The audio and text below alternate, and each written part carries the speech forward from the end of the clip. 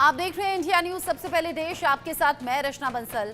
पाकिस्तान जो कि अलग अलग वजहों से सरदर्द झेल रहा है, और बलूचिस्तान जहां पर बीएलए पाकिस्तान सरकार और पाकिस्तान फौज के लिए बड़ा सरदर्द पिछले कुछ दिन में बन गई है। सवाल ये कि बीएलए के खौफ में पाकिस्तान में खलबली और ज्यादा बढ़ कैसे गई, खबर आप जान लीजिए। बीएलए टीटीपी के मुद्दे पर पाकिस्तान में बैठकों का दौर जारी है। पाकिस्तान में हमलों के बाद हाई लेवल मीटिंग बुलाई गई। पाकिस्तान में हाई लेवल मीटिंग में कई जिम्मेदार लोग पहुंचे भी नहीं हैं। ये उससे बड़ा सरदर्द है। बैठक में हिस्सा लेने से विपक्षी दलों ने साफ तौर पर इनकार कर दिया। पीटीआई और बीएनपी ने बैठक का बहिष्कार किया है। इमरान खान की रिहाई की मांग करते हुए ये बहिष्कार किया गया। बलूचिस्तान सरकार से यहां पर विपक्षी दलों की नाराजगी सामने आई है।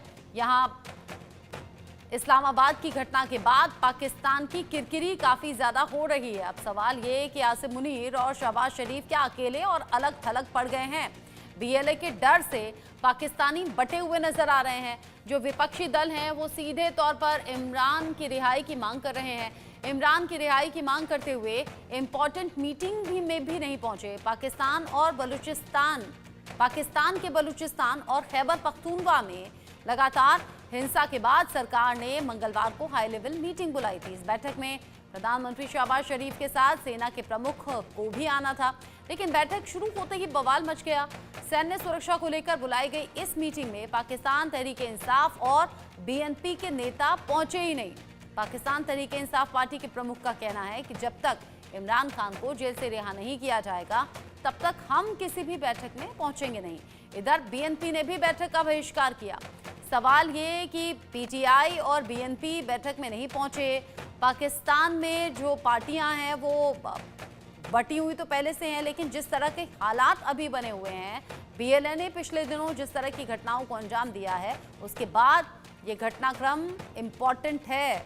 यहाँ सीधे तौर पर जो विरोधी पार्टी हैं वो ये कह रही हैं सरकार से कि इमरान खान की रिहाई होनी चाहिए, वरना किसी भी मीटिंग का हिस्सा हम होंगे नहीं। सवाल ये कि क्या ये स्ट्रेटेजी काम कर जाएगी, और क्या बीएलए का खौफ इतना ज़्यादा है कि पाकिस्तान में इस कदर खलबली मच गई। मेरे साथ में एक्सपर्ट्स जुड़ गए हैं इस पर बात करने के लिए। Lieutenant colonel retired JS Sodhi मेरे साथ में जुड़ गए हैं डिफेंस एक्सपर्ट के तौर पर। साथ ही साथ जावेद हुसैन मेरे साथ में जुड़े हुए हैं, पाकिस्तानी पत्रकार हैं, सीधा पाकिस्तान से हमारे साथ जुड़े हुए हैं। आप दोनों का इंडिया न्यूज़ पर स्वागत। पहले जावेद हुसैन जी, मैं आपसे पूछना चाहूँगी, जो हालात अभी बने हुए हैं पाकिस्तान में रह रहकर बहुत से अलग अलग सरदर्द हैं जो पाकिस्तान सरकार और सेना के सामने चुनौती हैं, लेकिन हम देख रहे हैं पिछले कुछ दिन में बीएलए की तरफ से टेंशन्स बहुत ज़्यादा मिल रही हैं। अब ऐसे में जो मीटिंग रखी गई उसमें ही जो पार्टीज हैं वो पहुंची नहीं, नेता पहुंचे नहीं, शर्त रख दी है इमरान खान की रिहाई को लेकर। आगे लग रहा है क्या कि पॉसिबल हो पाएगा इमरान खान की रिहाई हो जाए या मीटिंग का हिस्सा बने, या बीएलए को लेकर कोई स्ट्रेटेजी वाकई काम कर पाए? जी, सबसे पहले तो आपका बहुत शुक्रिया कि आपने इनवाइट किया। देखें, बिल्कुल कल हमारे एक बहुत ही अहम सिक्योरिटी मीटिंग थी, और उसमें जो आपने बिल्कुल सही बताया, उसमें हमारे आर्मी चीफ, हमारे पीएम और जितने भी इम्पोर्टेंट लोग थे, कई सियासी जमातों के उसमें लोग उसमें शामिल थे, और बड़े अहम फैसले उसमें लिए गए। क्योंकि ये भी बात सही है, कल हमने बाकायदा इस चीज़ को तस्लीम किया कि एनफ इज़ एनफ, और हमें ये बात मानना होगी कि ये एक स्टेट ऑफ वॉर है, और जब स्टेट ऑफ वॉर होती है तो फिर स्टेट को अपने बेस्ट ऑप्शंस को इस्तेमाल करना होता है उन तमाम आतंकियों के खिलाफ जो कि स्टेट की जो रेट है उसको चैलेंज कर रहे हैं। लेकिन यहाँ मैं आपको एक बात वाजे भी कर दूं, जैसे आपने अपने इंट्रो में भी कहा कि इमरान खान की जो पार्टी है वो इसलिए इस इतनी अहम मीटिंग के अंदर आई नहीं क्योंकि वो रिहाई की मांग कर रहे थे। ऐसा नहीं था, वो रिहाई की मांग नहीं कर रहे थे। ये सबको पता है इमरान खान की रिहाई जो है वो अभी इतनी जल्दी होने नहीं वाली है। मसला ये था कि इमरान खान की जो अपनी पॉलिसी है इस जंग को लेके, केपीके को लेके, वो उसमें उसमें असल में फर्क आ रहा था, और वो ये चाह रहे थे कि मैं इससे इत्तेफाक नहीं करता।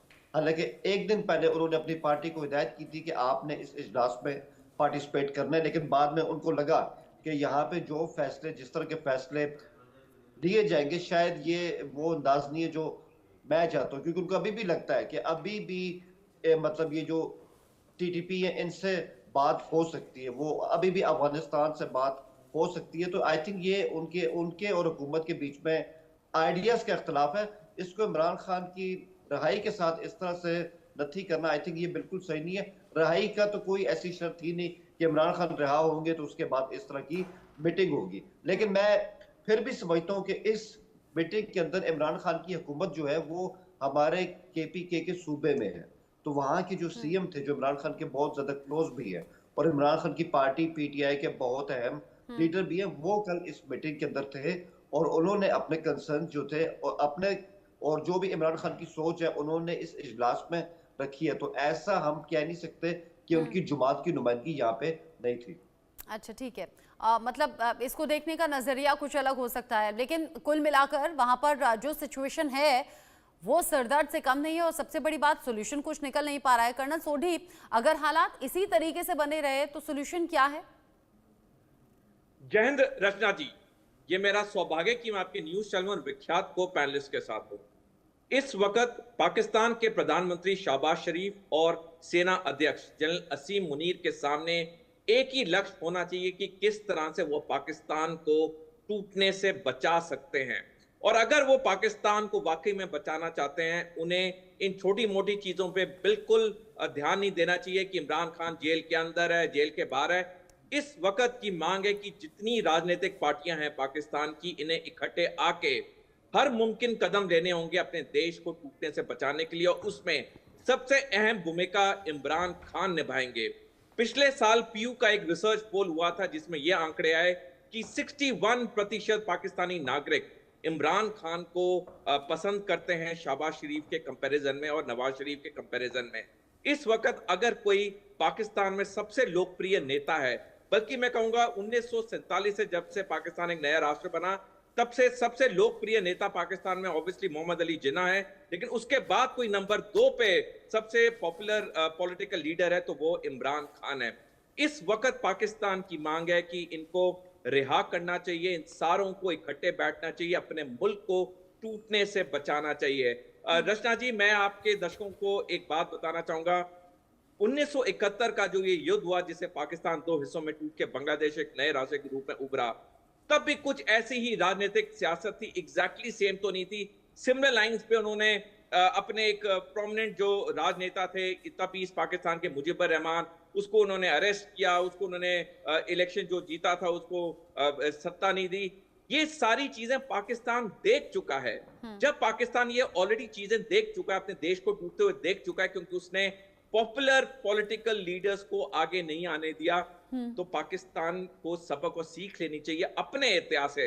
बाकियों के इतिहास से मत लो, अपने इतिहास से सबक और सीख लो। अपने देश को बचाना है तो उन्हें इमरान खान को रिहा करना पड़ेगा, तभी जाके शायद इस मसले का कोई हल निकल सकता है। अब हम यहाँ बैठकर सिर्फ ये कोशिश कर सकते हैं या बात कर सकते हैं कि भाई सोल्यूशन क्या निकलेगा, क्योंकि पाकिस्तान में जो हालात हैं वो मुफीद तो कतई नहीं है। जावेद हुसैन जी भी हमारे साथ में है, कर्नल सोढी भी हैं, लेकिन किस तरीके से बीएलए बड़ा सिरदर्द साबित हुआ है पाकिस्तान के लिए वो जान लेते हैं। पाकिस्तानी आर्मी पर बीएलए का वार लगातार जारी है, पिछले कुछ दिन में बढ़ गया है। पाकिस्तान पर बलूच विद्रोहियों का कहर लगातार टूट रहा है और ये पाकिस्तानी फौज पर, पाकिस्तानी पुलिस वालों पर है। बलूचिस्तान में पाकिस्तानी सेना के काफिले पर हमला हुआ है और ये एक से ज्यादा बार हुआ है। हम देख रहे हैं पिछले कुछ दिन में बीएलए ने ट्रेन हाईजैक करने के बाद सेना को निशाना बनाने का काम किया। हमले में पाकिस्तानी सेना के 90 जवान ढेर हो गए और ये खुद बीएलए की तरफ से कंफर्म किया गया।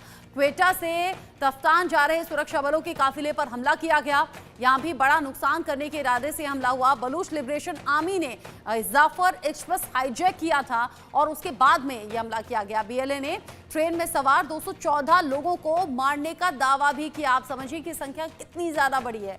क्वेटा से करीब 160 किलोमीटर दूर ट्रेन हाईजैक की गई थी और ये सब कुछ प्लान तरीके से हुआ था। पाकिस्तानी आर्मी पर बीएलए का वार लगातार जारी है और न सिर्फ आर्मी बल्कि पुलिस वालों पर भी हमले हो रहे हैं और जगह जगह जो धमाके होते हैं या जो हमले होते हैं उसमें मेन टारगेट रहता है पाकिस्तान में पुलिस वाले और फौज वाले, और इसमें बड़ा नुकसान हो भी रहा है। बीएलए लगातार ये दावा कर भी रहा है कि बड़े नुकसान यहाँ बीएलए की तरफ से हुआ, लेकिन जिस तरीके से बीएलए का खौफ बढ़ गया है या फिर ये हमले बढ़ गए हैं उससे पाकिस्तान में खलबली तो देखी जा रही है। बड़ी बात ये भी कि मीटिंग्स तो चल रही हैं, लेकिन क्या मीटिंग से सोल्यूशन निकल पाएगा? जावेद हुसैन जी, ये जो कुछ डेटा हमने अभी शेयर किया है, इसमें अगर कोई तब्दीली है तो वो भी बताइए, और अगर ये सभी बातें सही हैं तो ये तो बहुत बड़ा सरदर्द हुआ ना किसी भी देश के लिए, किसी भी देश की सरकार या सेना के लिए। रचना जी देखें, इस बात से कभी इनकार नहीं किया, और मैं अगर आपके सामने कहूँ, कल की जो मीटिंग हुई हमारी पार्लियामेंट के अंदर, इतना अहम इजलास हुआ है, वो एक रूटीन की कार्रवाई थी, तो ऐसा तो बिल्कुल नहीं है। इस बात की जो सेंसिटिविटी है, इसको तो बिल्कुल अब मान चुके हैं कि ये वाकई एक मसला है और इसको आयरन हैंड्स के साथ निपटने की बहुत ज्यादा जरूरत है, इसमें कोई शक नहीं है। दूसरी बात मैं कहूँ, हमें एक निगाह कल का जो हमारी कल जो मीटिंग हुई है, उसमें जो ऑपरेशनल हवाले से फैसले लिए गए हैं, अगर आप मुझे मौका दें तो मैं वो आपके साथ शेयर करना चाहता हूँ। कल के इजलास में ये भी फैसला किया गया है कि जो हमारी केपीके की वहाँ के जो सिक्योरिटी के इदारे हैं, उनको ज्यादा से ज्यादा फंडिंग की जाएगी ताकि वो ज्यादा मैक्सिमम तौर पे इस जंग के अंदर इफेक्टिव हो सके। इसी तरह बलूचिस्तान के अंदर हमारी जो लेविस की फोर्स है, उनको मुकम्मल तौर पर पुलिस के अंदर मर्ज किया जा रहा है, और वो 26,000 है, ताकि उनको एक रेगुलर जो है फोर्स उसके तौर पर उनको ढाल दिया जाए। फिर इसके अलावा जितना भी जो हमारी मेन बॉर्डर सिक्योरिटी है अफगानिस्तान के साथ, उसको ज्यादा इफेक्टिव किया जाए। अफगान रेफ्यूजीज 31 मार्च के बाद वो यहाँ पर नहीं होंगे, उनकी मतलब उन ज्यादा से ज्यादा जो अफगान रेफ्यूजीज है उनको उनके घर वापस भेज दिया जाए, और 6 घंटे ये इजलास कल जारी रहे। इस तरह के फैसले लिए गए हैं, और सबसे अहम फैसला है कि खासकर जो इनके सेफ हेवन्स है, अब चाहे वो केपीके के अंदर है, बलूचिस्तान के अंदर है, ये सरहद पर अफगानिस्तान में है, वहां तक भी हमारी एक्सेस होगी, क्योंकि अब इनके हाइड आउट्स है उनको बिल्कुल भी टॉलरेट किया नहीं जाएगा। एक बात मैं कहूंगा, आपने अभी जो अपने दिए फिगर के इतने इन्होंने अटैक किए और इतनी ज्यादा क्या क्या यूनिटीज हुई हैं, तो मैं आपको बताऊं कि बहुत बेहतर है कि BLA के जो फिगर है इनको कोट मत करें, क्योंकि उसकी कोई अथेंटिसिटी नहीं है। आप मुझे खुद बताए ना, क्या उनका कोई सियासी फेस है, क्या उनका कोई सेक्रेटेरिएट है, क्या उनकी कोई दफ्तर है? आपको ऐसे कोई उनके वेयर अबाउट्स नहीं मिलेंगे। वो जो कुछ करते हैं सोशल मीडिया के ऊपर करते हैं, और सोशल मीडिया में हकायक को जानना बहुत ज्यादा अहम होता है, तो मैं नहीं समझता कि उनके जो फिगर है वो इतने ज्यादा क्रेडिबल। अच्छा, आप कहते हैं कि उनके फिगर्स पर ना जाएं, और आप कह रहे हैं कि घंटों कल जो मीटिंग हुई है वो किसी रिजल्ट तक पहुंच सकती है। कर्नल सोढी, आपको भी ऐसा लगता है क्या मीटिंग्स किसी निष्कर्ष तक पहुंचे, और निष्कर्ष फिर अगर इम्प्लीमेंट किए जाते हैं तो हालात सुधर सकते हैं? क्योंकि बलूचिस्तान में जो हालात हैं, BLA की जो मांग है या फिर जो उनके एक्शंस हैं, वो आज के नहीं है, लंबे वक्त से हैं। रचना जी, अगर हम इतिहास में जाएं तो जब पाकिस्तान एक नए देश के रूप में उभरा 14 अगस्त 1947 को, तो बलूचिस्तान पाकिस्तान का हिस्सा नहीं बना और वो आज़ाद देश की तरह रहा। लेकिन खान ऑफ कलात पे इतना प्रेशर डाला गया, पाकिस्तान सेना की 2 डिवीजन भेजी गई, 41 इन्फेंट्री डिवीजन जो आजकल क्वेटा में है, और 33 इन्फेंट्री डिवीजन जो कि इसमें है ग्वादर में है। इनको दोनों डिविजन्स को भेजा गया और बलूचिस्तान पे पूरी तरह कब्जा किया गया, और खान ऑफ कलात के कनपट्टी पे बंदूक रखी गई और उनसे साइन कराया गया इंस्टीट्यूट ऑफ एक्सेशन। और 27 मार्च 1948 को बलूचिस्तान अपनी जन की इच्छा के विपरीत पाकिस्तान में विलय हुआ। विलय तो हो गया, लेकिन उसके बाद भी जिस तरह से पाकिस्तान ने बलूचियों को सेकंड ग्रेड सिटीजन के तौर पे रखा, बलूचियों को कभी उन्होंने मेन स्ट्रीम में इंटीग्रेट नहीं किया, उनको हमेशा एलिनेट, उनको हमेशा आइसोलेटेड रखा, जिसकी वजह से आज ये जो आक्रोश है, ये आज या कल या 1 साल पहले का आक्रोश नहीं है, ये 77 साल का आक्रोश है। रचना जी, मैं आपके दर्शकों को एक आंकड़ा देना चाहूंगा। पाकिस्तान में जो पंजाबी हैं, उनकी जो पॉपुलेशन स्ट्रेंथ है वो है 38.8%, लेकिन पाकिस्तानी सेना में पंजाबी अफसर जेएसयू जवान की तादाद है 75%, और बलोचियों की कितनी तादाद है पाकिस्तानी सेना में? 0.3%। यही हाल सारी पाकिस्तानी सरकारी नौकरियों का है, जहां पे पूरा कंट्रोल पाकिस्तान के पंजाबियों का है। उन्होंने बाकी जो कौमें हैं, बलोची हैं, पश्तून हैं, सिंधी हैं, उनको सेकंड थर्ड ग्रेड सिटीजन के तौर पे रखा। तभी आज पाकिस्तान में जगह जगह पे आक्रोश है, जगह जगह पे ये सूबे टूट के आजाद देश होना चाहते हैं। तो ये 77 साल की ये जो इन्होंने बीज बोए थे आज पूरा बरगद बन गया है। छोटा पेड़ भी नहीं बना है, बरगद बन गया है। और ये बरगद अब सिर्फ टूटेगा, नीचे गिरेगा, यानी कि बलूचिस्तान आजाद होगा, क्योंकि पाकिस्तान की नियत और नीतियां असफल रही हैं जब से ये देश बना है। आज उसी का खामियाजा पाकिस्तान भुगत रहा है। ठीक है, यहाँ अलग अलग अंदाज हैं, अलग अलग अंदाजे हम लगा सकते हैं, अनुमान लगा सकते हैं, लेकिन क्या होगा क्या नहीं होगा ये भविष्य पर छोड़ देते हैं। अच्छा हुसैन जावेद जी, चूंकि मुझे वाइंड अप करना है, 20 सेकंड में अगर आप कुछ कहना चाहें तो बोल सकते हैं।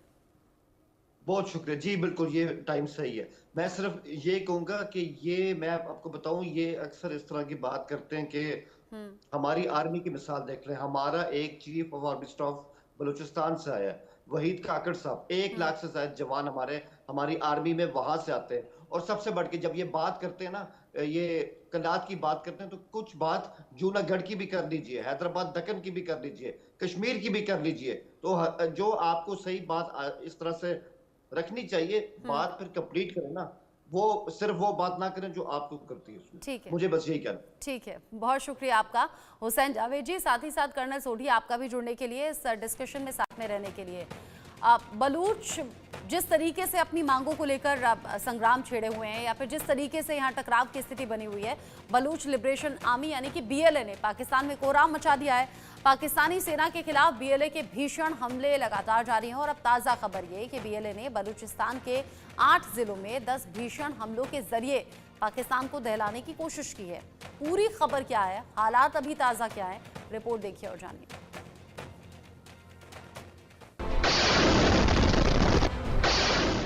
BLA का चौतरफा अटैक, खतरे में पाकिस्तान। बलूच लिबरेशन आर्मी ने फिर मचाया कोहराम। BLA ने बढ़ाई पाकिस्तान की टेंशन। पाकिस्तानी सेना के खिलाफ BLA का खतरनाक अभियान। BLA ने फिर सिखाया पाकिस्तान को सबक। पाक के 8 जिलों में BLA के भीषण 10 हमले।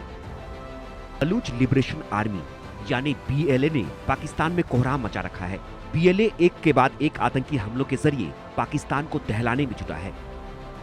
पाकिस्तान पर लगातार हमले करने वाले बलूच लिबरेशन आर्मी ने बड़ा खुलासा किया है। दरअसल BLA ने एक बार फिर से अपने खतरनाक हमलों के जरिए पाकिस्तान को दहला दिया है। BLA ने बलूचिस्तान के 8 जिलों में 10 भीषण हमलों की जिम्मेदारी ली है।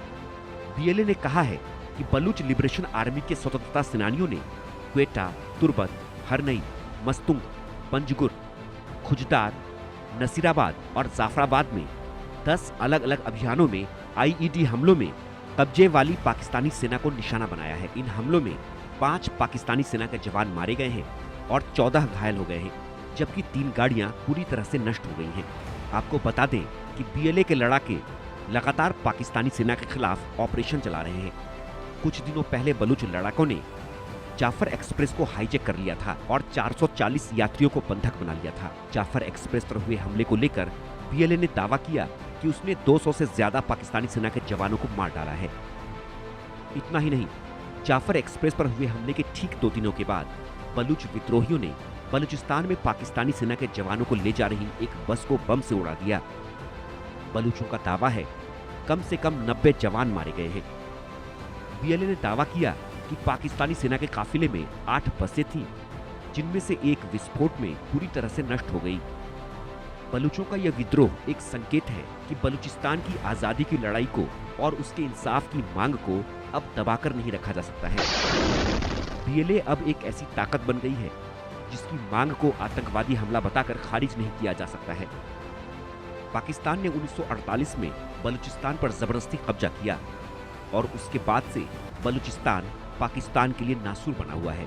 पाकिस्तान की सेना जितनी ताकत से बलूचों के विद्रोह को कुचलती है, उनका प्रतिरोध उससे भी ज्यादा खतरनाक होता है।